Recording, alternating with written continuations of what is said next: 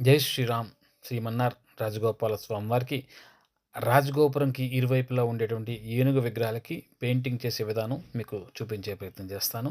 ముందుగా విగ్రహాలని శుభ్రంగా నీటితో శుభ్రపరచుకున్న వెంటనే తర్వాత ఏ కలర్‌కి ఆ కలర్ స్కిన్ కోటింగు, డ్రెస్సులు, అలాగే ఏనుగు కలరు, కళ్ళు వేసే విధానం మీకు చూపిస్తాను. ముందుగా మనం కలర్స్ వేసాం. జనరల్‌గా మనం ఎప్పుడు ఎక్కడ పెయింటింగ్ స్టార్ట్ చేసినా సరే ముందు మళ్ళీ రీపెయింటింగ్ చేసేటప్పుడు ప్రైమర్ కోటింగ్ వేస్తాం.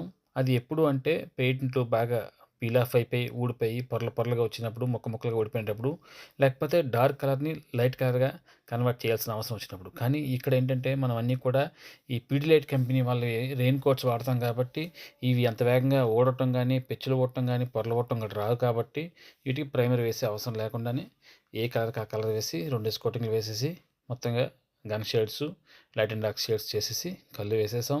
ఈ యొక్క పనికి నేను, అలాగే నా శ్రీమతి గీతాంజలి, లోకేషు మరియు సోనిశ్యామ్, మా అబ్బాయి సోనిశ్యామ్ కూడా మేము మా విధంగా పనిచేసాం. నేను పార్థసారథి హిందూ, శ్రీ శిల్ప చైతన్యార్స్, విజయనగరం. ఈ ఏనుగులు శ్రీమన్నార్ రాజగోపాల స్వామివారి ఆలయం, కొత్తకోవల, విజయనగరం. జై శ్రీరామ్, జై హింద్, జై భారత్. పార్ట్ 2 వీడియో కోసం వేచి చూడండి. జై హింద్.